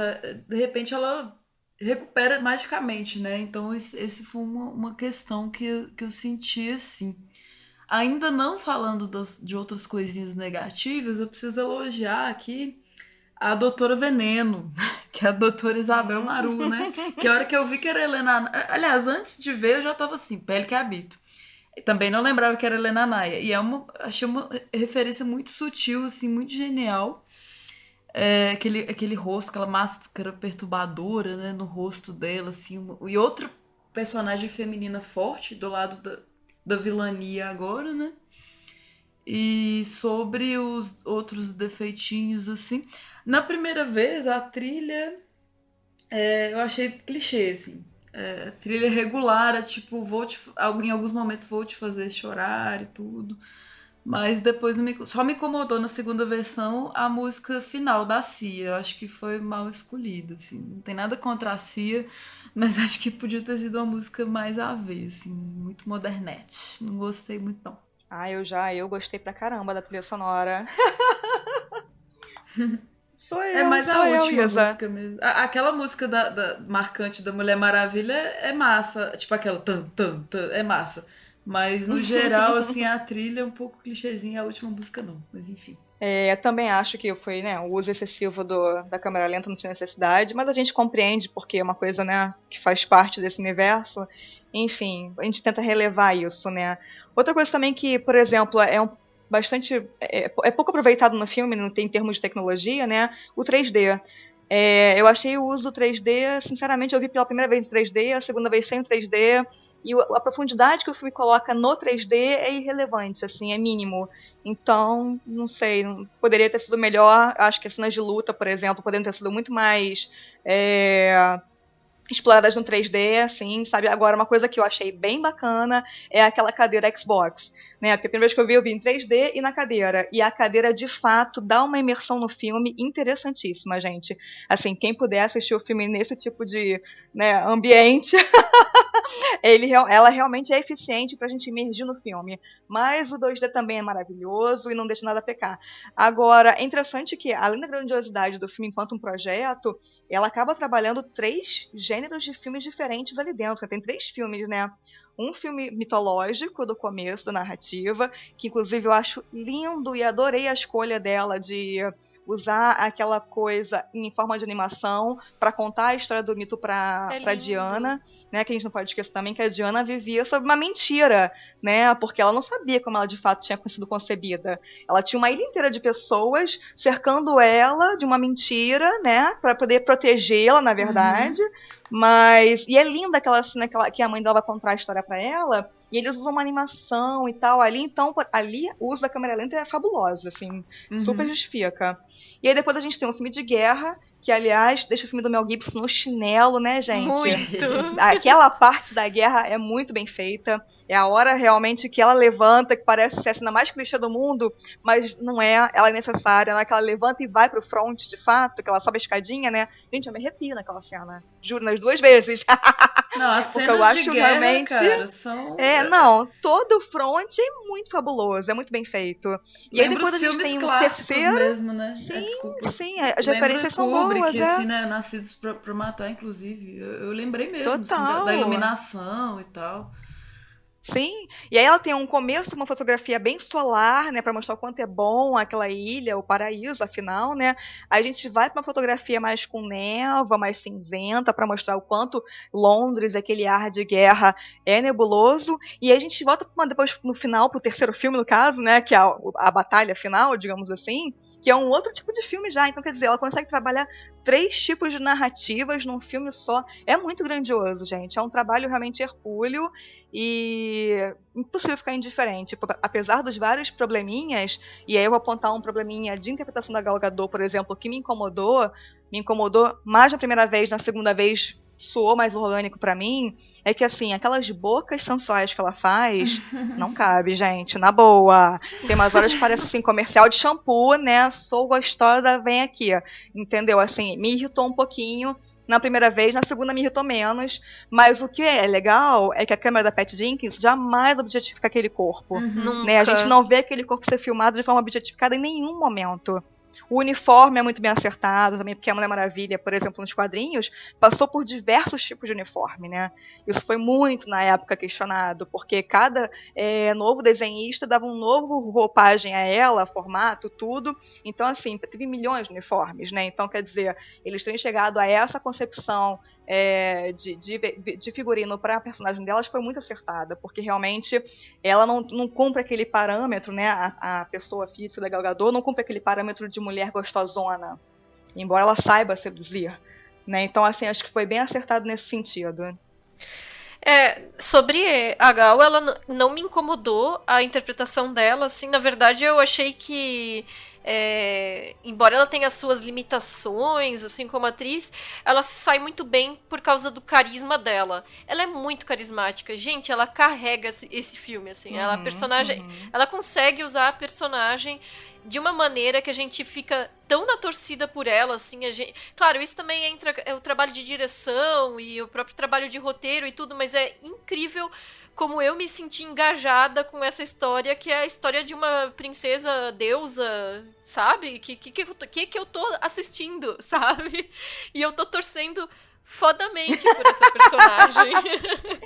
E essa parte de falar da locação onde foi feita a Ilha das Amazonas ali, pra mim, esse primeiro ato do filme foi o melhor ato. Eu acho que ela realmente se sai bem em todos os gêneros que ela usa dentro do filme, mas aquela construção de mundo que a Patty Jenkins usou nesse primeiro ato, pra mim, foi de cair o queixo, não só em termos de cenografia e tudo, o uso dos efeitos especiais também, mas mesmo a coisa das Amazonas, eu tava vendo uma reportagem, eles convidaram individualmente as mulheres para integrarem a equipe das Amazonas. Elas são atletas, são lutadoras, são de diversas modalidades, olímpicas, não olímpicas, e eles entraram em contato, fizeram um treinamento intensivo de cavalo e espada com elas, e a gente assiste aquilo tudo e é muito incrível. Aquelas mulheres, elas têm porte, cada uma do seu jeito, tem tipos físicos muito variados, mas elas têm presença física, né? E aí, nesse sentido, quando entra a cena da luta na praia com os alemães, ali a câmera lenta funciona muito bem. Inclusive naquela cena que a tia dela, que é a Robbie Wright, atira 3 flechas ao mesmo tempo e a câmera consegue mostrar ela no ar, soltando as 3 flechas. Nossa, aquilo é incrível! Muito. Então, assim, é usado em excesso ao longo do filme? Mas em alguns momentos é utilizado de uma maneira que não dá pra não vibrar, sabe? Uhum. Com certeza, tem os momentos que ela é bem utilizada, podia ter sido menos para valorizados, né? Sobre a Gal Gadot. Ai, que diva. Eu assisti um filme terrível com ela ontem, o Vizinhos Nada Secretos, que é uma comédia muito ruim, assim, porque eu sou fã de Mad Men também, então já gosto do John Hamm, gosto da Isla Fisher, então eu falei, vamos lá, vamos dar a chance. Mas o filme é bem ruim, mas eu tô, assim, encantada com ela, assim, como ela é doce, assim, como ela trouxe uma inocência para o personagem, ao mesmo tempo muito poder, né? E a escolha da atriz, assim, ela conseguiu superar o Velozes e Furiosos, né? Saiu daquilo, de ter feito um filme assim. E é curioso porque a Gal Gadot foi Miss Israel em 2004. E eu li no IMDb também que ela serviu, de certa forma, nas guerras e tal. Então eu achei um personagem foda, uma escolha para a personagem da Gal muito foda. Ela estava grávida de 5 meses durante o filme. Parece que colocaram um despiste ali na barriga dela para não aparecer, que já estava aparecendo, né? E tem aquilo, assim, né? Ela não deixa de ser feminina, mesmo lutando pra caramba, e maravilhosa. E claro que sim, eu colocar um ventilador, o cabelo dela sempre impecável, gloss, mas nada que tire também. Só complementando essa tua informação, a Gal, ela serviu no exército de Israel, mas o serviço militar em Israel é obrigatório para homens e mulheres. Então, nada demais, assim, tipo, todo mundo tem que servir. Ah, ótimo saber. Porque eu tava achando, tipo, nossa, ela é muito foda, ela foi lá e serviu, exato. Mas na verdade, entendi. Então, umas pessoas, eu vi umas pessoas comentando no Facebook que acharam, por exemplo, que o Steve Trevor é um personagem que tem muito tempo em cena, ou alguma coisa nesse sentido, que ele era muito importante, tanto quanto a Mulher Maravilha. Mas acho que isso é um ponto importantíssimo do filme, inclusive. É um personagem que eu gosto muito, ele também é muito relevante nos quadrinhos, então assim, não tinha como ser diferente no filme, mas eu acho que o ponto alto do filme é justamente esse, da construção que eles colocaram da personagem, e aí também Neil Patty Jenkins e os roteiristas fizeram isso de uma forma bem eficiente, eu acho, é que o tempo todo, apesar das brincadeiras, dos alívios cômicos, né, do filme e tudo mais, o Steve Trevor tá o tempo todo, assim, não é caracterizado, não, como é que se fala, gente? Peraí, deu branco, caricaturalizado, então, assim, não é de forma alguma visto de forma negativa, pelo contrário, é um personagem bacana, né, que foi um medo um pouco que rolou, principalmente por parte dos homens, eu acho, por conta do feedback de Caça-Fantasmas, né, que teve um pouco dessa inversão, e aí eles se sentiram muito ofendidos, né, então eles estavam preocupados de como seria visto o personagem do Chris Pine, e eu acho fabuloso, porque o feminismo é justamente isso, né, gente, o feminismo quer a igualdade de todo mundo, então a gente não está querendo fazer um filme, por exemplo, achando que vai ver um homem idiotizado porque as mulheres querem se vingar, não, jamais, né, o personagem dele é incrível, no filme é ótimo, inclusive ele faz o contraponto o tempo todo com a Mulher Maravilha, inclusive ela, como a Camila falou no começo, ele fala as coisas e ela, na verdade, faz totalmente diferente do que ele está falando, né, então, assim, é incrível como a construção dessa dupla se dá no filme, é bacana isso, gostaria, por exemplo, de ver muito mais as mocinhas dos filmes de super-heróis, ter esse posicionamento também nos filmes dos super-heróis, né, que a gente não vê, então, quem sabe, a partir de agora, com esse filme, toda a repercussão positiva de Mulher Maravilha,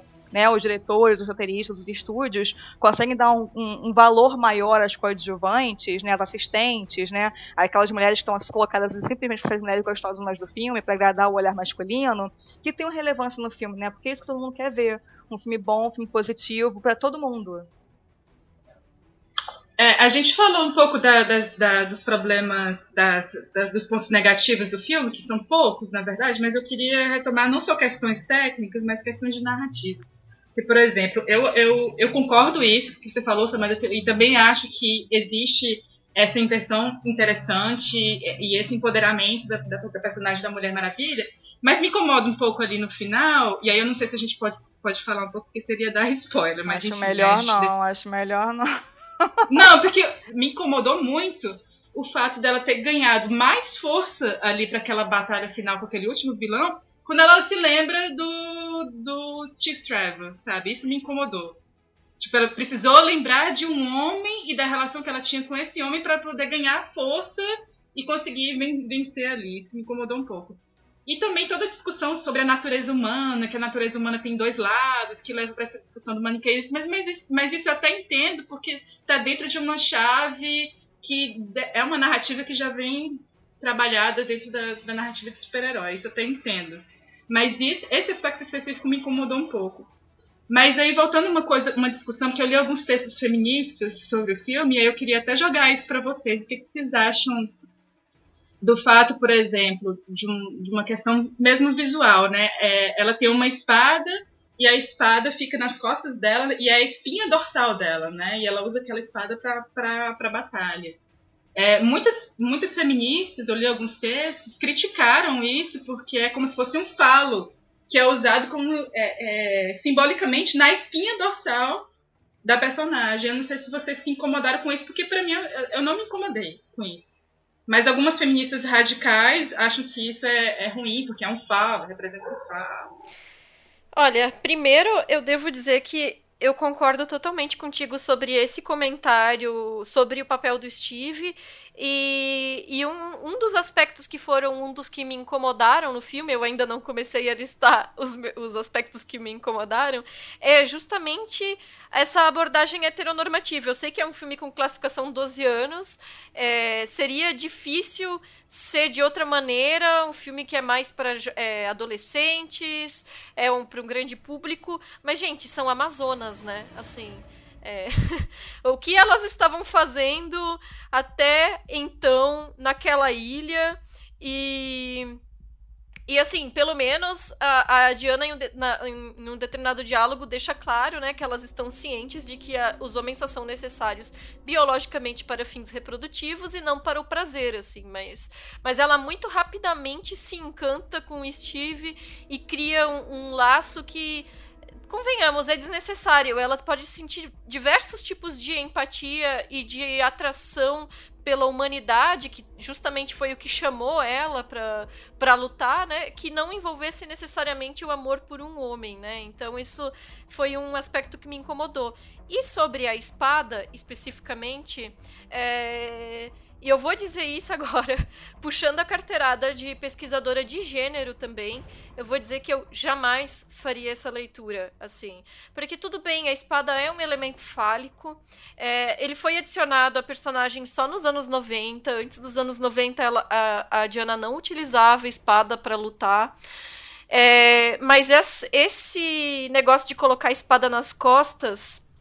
é um tropo que vem de diversos filmes de época e que é, na verdade, um erro tremendo, porque bom, tem a cena do Conan, né, tirando a espada de trás das costas e puxando, né, e se vocês repararem, sempre tem cortes nesse tipo de cena, porque isso é uma convenção estética hollywoodiana de colocar a espada nas costas e que, na vida real, em lugar nenhum sei lá, da história, existiu a espada nas costas. Porque se vocês tentarem agora, mentalmente, fazer um movimento de colocar o braço para as costas, né? E puxar, escorrega, a espada não né? sai. Não tem como tirar uma espada das costas. Você precisa cortar a cena e mostrar ela em outra posição nas mãos do personagem. Então, assim...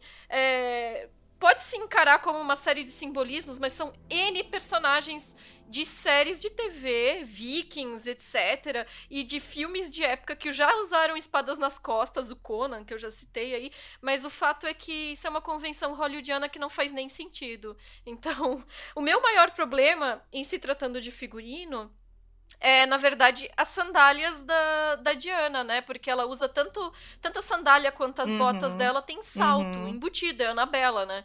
Mas a figurinista diz que isso foi um acordo entre ela e a Patty Jenkins, porque elas queriam destacar o comprimento das pernas da personagem. Então, realçar isso. Mas, assim, em se tratando de uma personagem que tem que estar na ação o tempo inteiro e tem que correr e tem que pular, a gente sabe que um salto Annabella não é o ideal, né? Assim, todo o resto do figurino eu achei muito bom, mas assim, o salto eu dispensaria. Mas até que assim, também olhando... me incomodo muito mais com salto. Olhando de fora, assim, eu achei que ia parecer confortável, né? Claro, né? Não foi aquele salto que não cabia nem na época.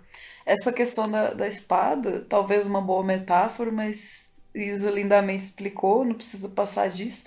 Ficou muito bonito ela colocada naquele vestido, assim, na festa, né? Mas, enfim. Sobre o Trevor, que estava sendo comentado um pouco antes, no HQ que eu comprei novo, o Steve Trevor é um soldado americano, talvez não soldado, e ele é negro, e eu fiquei tipo, meu Deus, por que não era o Idris Elba? Eu fiquei tipo, tinha que ser o Idris Elba, mas aí também é querer demais, né? Assim, Quero. Eu consegui aceitar Pois é, cara. Ia ser maravilhoso. Seria, mas aí seria mais do que perfeito, assim, seria uma coisa impossível de perfeito. Aí eu comecei a aceitar mais o Chris Pine, porque assim, pra mim ele é o Ken da Barbie, eu não consigo... Não consigo gostar dele, assim, tipo... Mas aí fui ler mais, pensar, olha, ele foi o capitão do Star Trek, né, então tem aquele imaginário, e ele tá bem, ele tá atuando bem, ele me emocionou na segunda vez que eu assisti, assim. Então, tudo bem, mais um errinho que a gente perdoa. Errinho não, mais uma escolha que a gente aceita, talvez. Eu acho, inclusive, que ele tá com um bom timing cômico, né? Porque ela tem boas falas e ele responde muito bem, assim, as coisas que ela responde, as coisas que ela fala, com poucas expressões faciais, né? Então, acho que a dupla funciona muito bem. E só pra trazer também... Um outro elemento que me incomodou, para não ficar só nos elogios, mas isso é uma coisa assim, de talvez um moralismo da minha parte, né? Porque eu não acompanho o seriado, mas eu assisti o piloto daquela série Supergirl com a Benoist, esqueci o primeiro nome dela. E uma coisa que eu achei muito legal no piloto da Supergirl foi que a personagem, ela usa os poderes dela pra salvar pessoas. Então tem uma ponte que cai em um determinado momento lá, e ela voa e segura um ônibus que tava caindo. Umas coisas bem de história em quadrinhos antiga mesmo, assim, sabe? Mas é porque a gente tá acostumado com esses filmes de hoje em dia, que os heróis entram em batalhas que destroem a cidade inteira. E aí a gente fica pensando quantas pessoas morreram nessa batalha, meu Deus, né? E aí, quando a Diana vai pra Primeira Guerra, né? E ela que tem esse objetivo de dar um fim à guerra. Mas em um momento lá, teve um superior que ele afirma que um superior dos alemães, né? Que os soldados dele, eles estão passando frio e fome, né? E um britânico, ele também fala que eles são só jovens que não sabem pelo que eles estão lutando. E eu acho que isso se aplica aos dois lados, porque os dois lados estão só seguindo ordens dos países que estão tendo posicionamentos políticos específicos, e eles estão lá morrendo sem nem saber porquê e passando frio e fome, né? E aí, aquela cena que ela entra no campo de batalha, pra mim, é muito maravilhosa, é muito impactante, e ao mesmo tempo me deixa com sentimentos conflitantes, porque ela, na verdade, tá matando esses jovens que estão ali, sabe? Eu não sei se cabe dizer que eles são inocentes, mas eles são uma bucha de canhão, sabe?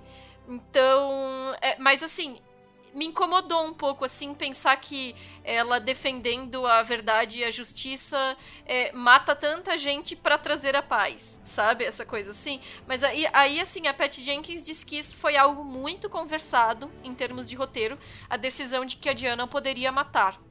E que ela quis colocar isso de uma forma que nunca fosse algo prazeroso, sempre fosse algo trabalhoso e que precisasse ser feito para se alcançar o objetivo final, assim. Mas eu ainda fico com sentimentos dúbios.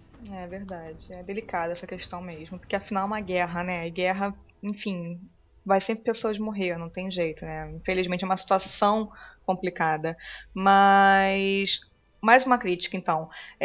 Duas personagens que eu acho que são ótimas e que são desperdiçadas no filme são a Eta, né, que é fabulosa, que dá todo aquele alívio cômico na parte, né, da cidade, lá de Londres, e o Dr. Veneno, que também acho que é uma personagem interessantíssima, e que fica super na sombra do vilão, e que é um vilão pavoroso, né, podia matar, tirar essa porra do filme, porque isso aí realmente pra mim é o grande problema do filme, é toda essa parte final que eu não suporto, mas eu relevo, né, porque o começo e o meio é tão maravilhoso, os 2 terços iniciais pra mim são tão fabulosos, que eu dou uma relevada nesse final, porque eu acho aquele final todo breguérrimo, cafona, desnecessário, longo, cansativo, acho que o vilão não tem nenhum carisma, é mal trabalhado, é mal resolvido, ele é jogado pra gente, enfim. Acho que, por exemplo, poderia ter sido muito mais interessante ter essa vilã bem mais construída, sabe, do que simplesmente jogada pra gente ali. Eu queria ter visto isso, por exemplo, a Doutora Veneno mais bem construída no filme, sabe? Ter mais relevância na trama, Mas até assim, o vilão, né, alemão, assim, que esse contraste, tipo, com a Alemanha é um pouco pai, assim, tem sempre o maniqueísmo, mas na guerra, enfim. Ele, assim, o ator tá bem, né? Tem uma voz gutural bem assustadora e tal. Mas o outro vilão, né, que era o professor Patrick, né? Professor não, Sir Patrick. Pra mim ele tá bem enquanto ele não é vilão, assim. Depois ele fica muito over naquele final, tipo, muito caricato mesmo. Ainda tem isso nessa Hades, troca, né? Esse suspense, esse é o vilão, tem não é o outro. Eu acho que podia enxugar essa parte aí que eu acho desnecessário, toda essa, sabe, aquele final pra mim ficou longuíssimo. Você é o vilão, você não é o vilão, então é você. Parece pegadinha, né? Mas parece pegadinha, né? Mas o vilão não é. Bota mais 15 minutinhos de Amazonas aí e tira 10 de vilão, que eu acho que melhor caramba. Mas assim, eu achei um puta mérito, por exemplo, ela tinha aquela obsessão com o Deus da Guerra, né? Então, enquanto ela não matou quem ela estava convicta que era o Deus da Guerra, ela tinha isso. E eu achei sensacional não ter sido o desfecho da guerra, tipo assim. Sim. Ia ser muito clichê, gente. Pensa, matei o Deus da... Quem eu achava, que todo mundo achava também que era o Deus da Guerra, aí de repente, magicamente, e não aconteceu isso. Tem aquele momento desconfortável que ela fica, assim, depois que ela vê que, poxa, mas continua o barulho, sabe? Ela fica sem lugar ali na cena. Então ele dá tempo pra gente sentir ali que deu ruim, né? Foi errado. E aí ter essa outra resolução, que também não foi só ela ter matado o Deus da Verdade, no caso, que resolveu, né? Foi uma série de fatores. Então, ainda assim, tipo, eu não consigo desgostar do final totalmente. Eu acho que dava pra ter uma enxugada ali bem. boa, sabe? Eu fiquei meio confusa na hora da Maru, o desfecho da doutora Isabel Maru. Assim, o que de fato aconteceu, assim, porque ela joga o negócio... Ela poupa, né? Ela poupa ela. Ela entendeu? poupa, Só né? que eu quis fazer a correlação dela de humanizar as mulheres com o filme Monster, né? Uhum. Que ela poupa ela olha no fundo dos olhos dela, vê aquela mulher ali frágil, compadecida, tipo um produto do meio também, entendeu? E aí a gente vai ver o discurso do Steve Trevor, que é bacana, né? Ninguém é totalmente bom, ninguém é totalmente mal. Ela olha essa mulher e percebe isso e fala, tipo, não é você o meu inimigo, eu tenho que... Né, outra pessoa que eu vou ter que destruir. E poupa ela, né? Eu acho bacana, acho uma cena bem bonita. Agora a questão do romance também, achei bem sutil, assim, tipo, eles deram... A princípio me incomodou, porque eu falei, esse beijo, assim, meio até broxante, tipo, uma cena tão legal, eles dançando lá no bar, não sei o quê, aí de repente, tipo, um beijinho, xoxo, torta.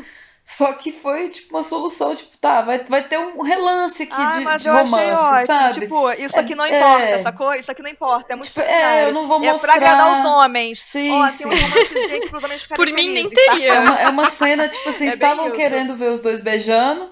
Pois mas foi mínima, né? Tipo assim, no final não estragou. Tipo, foi aquela coisa escura, rapidinho e tal, tá de boa, continua o filme. Sabe, não vamos... Eu também só relevo porque foi mínima.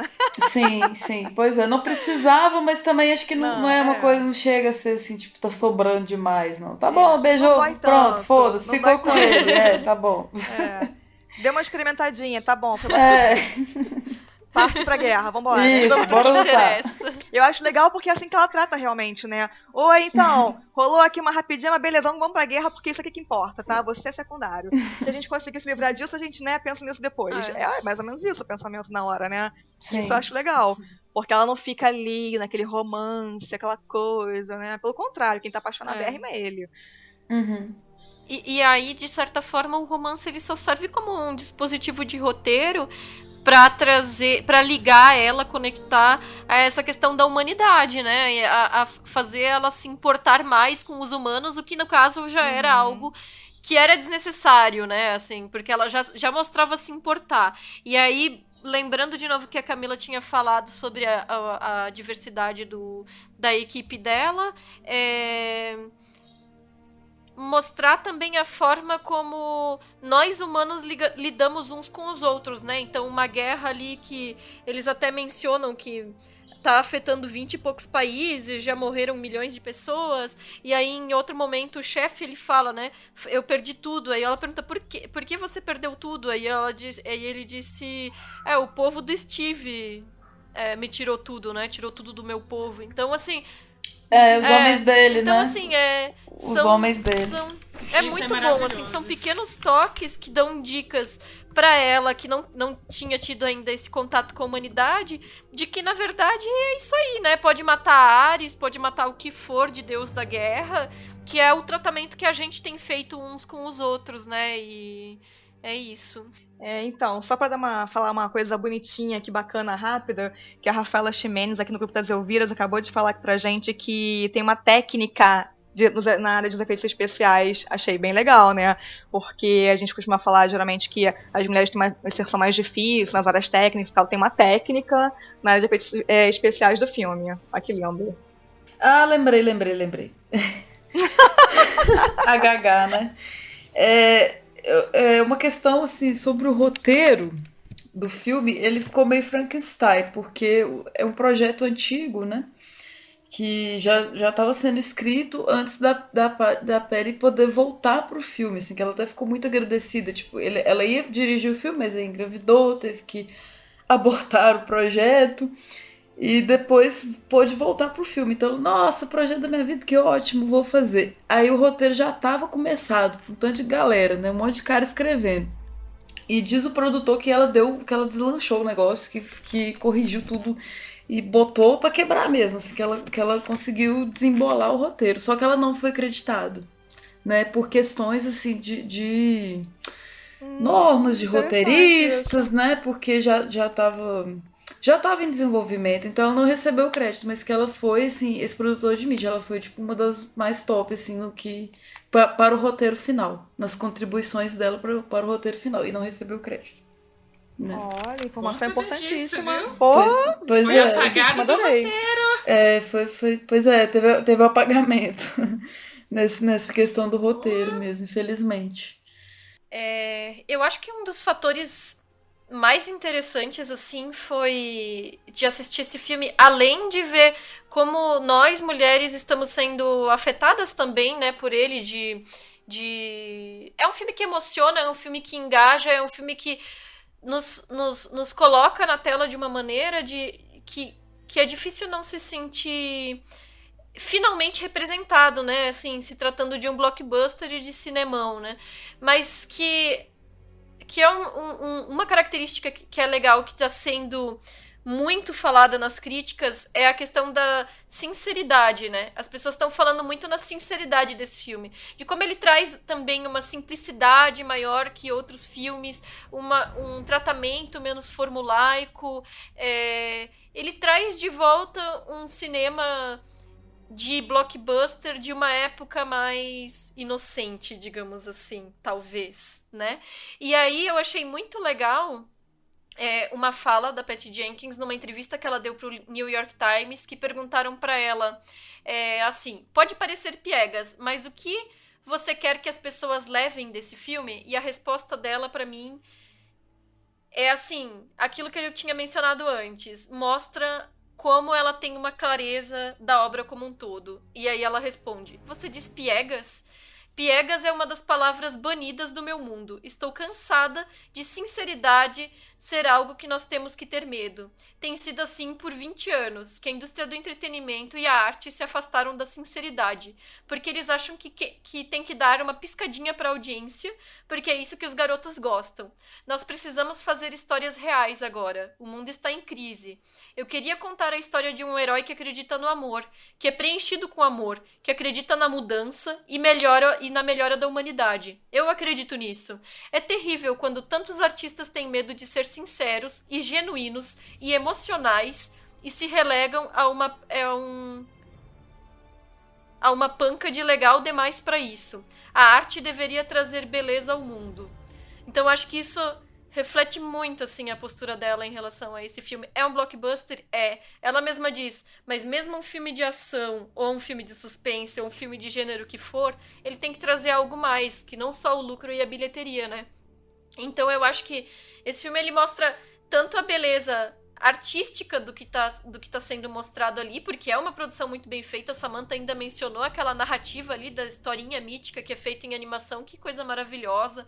Figurino é lindo, né? As locações que foram escolhidas, mas assim, tem a questão da representatividade, tem a importância política, mas ele é, acima de tudo, um filme bem realizado e muito bem dirigido, e por uma pessoa que realmente tem uma visão de mercado, uma visão de indústria, mas também uma visão artística. Então eu tô muito ansiosa pelo que a Patty Jenkins estiver fazendo em breve. Eu acho que com isso eu meio que me adiantei e acabei fazendo já minhas considerações finais juntas.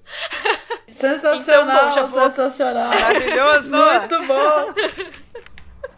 Mas então eu já vou aproveitar e emendar meu jabá, né? Então quem quiser acessar lá o estantedasala.com, eu vou deixar tudo que a gente mencionar aqui, os filmes que a gente citou, as obras que a gente citou no programa vão estar linkados na postagem. E aí também vou deixar lá o link para os meus comentários, tanto sobre o filme da Mulher Maravilha, quanto sobre a questão de mulheres dirigindo filmes com grandes orçamentos e as dificuldades na indústria, que eu também escrevi sobre isso. E agora vamos às considerações finais de vocês. Então, gente, eu li em algum lugar que a Patty Jenkins foi a primeira diretora mulher a dirigir uma protagonista heroína, né? E eu acredito que sim, assim, que principalmente num blockbuster como esse, e sensacional, assim, tipo, nossa senhora, até difícil a gente reunir tudo que a gente precisa falar sobre esse filme. É muita empolgação, assim, é muito a gente ter o que a gente esperava por muito tempo e não via essa representação.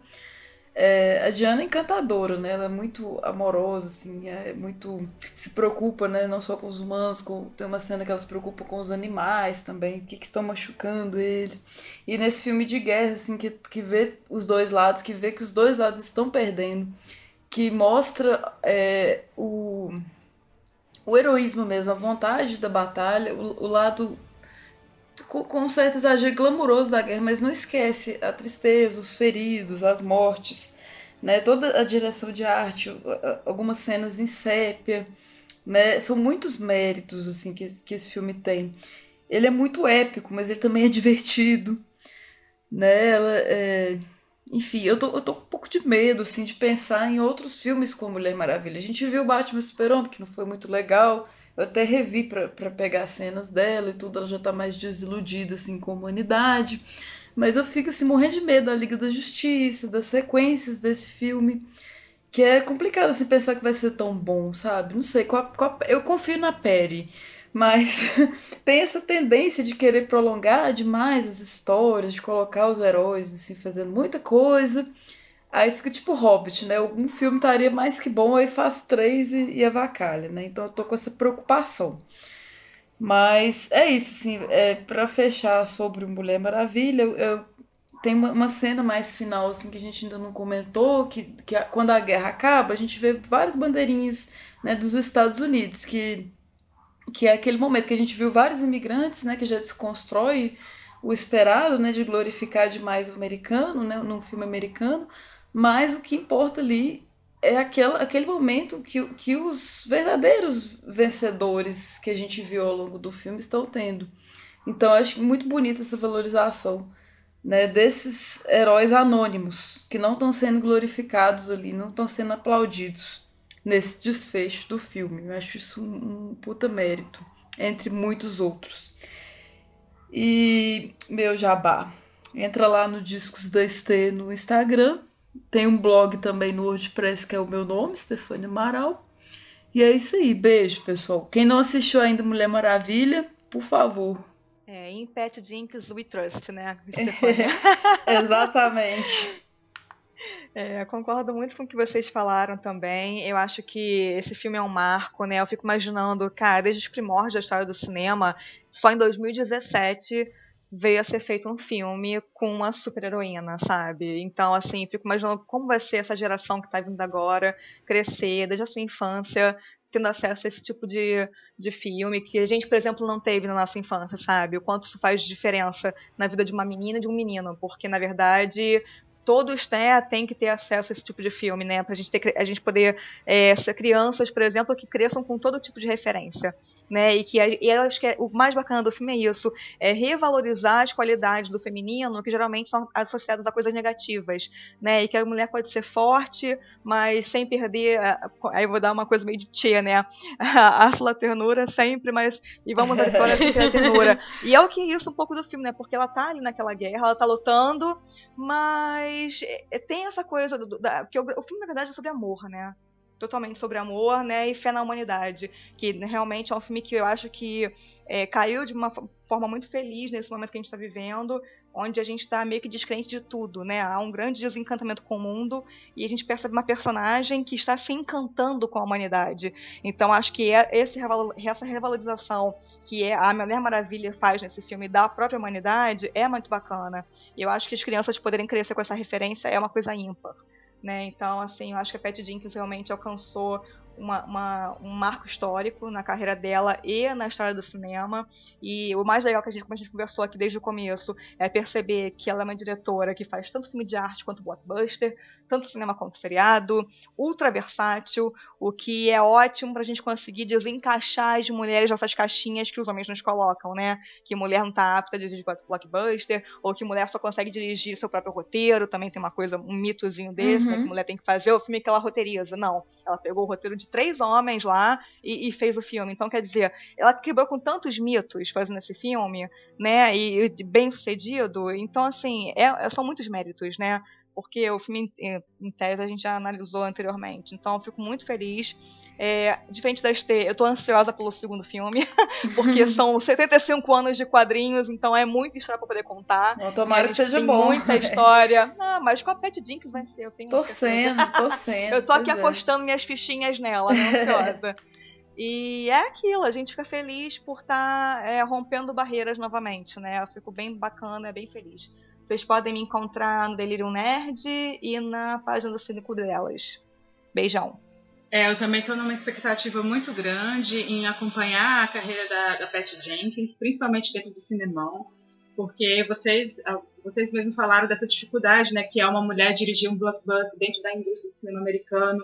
E eu fui pegar alguns dados estatísticos, porque se a gente não jogar os dados, parece que a gente está falando aqui de coisas muito abstratas, né? Mas, por exemplo, existem 2 instituições que fazem pesquisas, como o Women Film, o Gina Davis Institute, que fazem pesquisas da participação das mulheres dentro da indústria hollywoodiana. E é impressionante como você percebe que as últimas pesquisas demonstram que 50% do corpo de estudantes que vão para as faculdades, que estudam cinema, ou que vai para institutos, como por exemplo o AFI, né, que a Patty Jenkins teve uma formação na cadeira de direção. 50% desse corpo de estudantes é de mulheres. Mas aí quando você vai pegar os dados estatísticos da porcentagem de filmes que são dirigidos por mulheres, é apenas 7% dentro desse corpo de filmes de maior bilheteria, né, que tem maior desempenho no box office. É apenas 7%, é um índice muito baixo. E aí, se a gente pegar, por exemplo, no contexto do Brasil, que a gente não tem uma indústria, a gente percebe que boa parte das mulheres que se aventuram na área de direção, elas não conseguem nem ter os seus filmes exibidos, né? Até mesmo na questão da distribuição e da exibição, isso é complicado. Então, iniciativas como essas campanhas, por exemplo, do 52 Films by Women, que é o próprio Women Film que faz, para a gente poder conhecer e dar visibilidade para filmes de diretoras que não chegam nem nesse patamar do blockbuster, de ser um filme que tem uma capilaridade no mundo todo, para que esses filmes possam ser conhecidos e que as mulheres possam participar mais. Então, esse tipo de campanha é importante, esse tipo de pesquisa também é importante. Então, é bom a gente sempre frisar e colocar esses números, para que a gente não fique só falando assim, uma mulher dirigindo blockbuster. Isso é importante, isso é muito importante. Porque os índices são muito baixos, nos Estados Unidos os índices são muito baixos.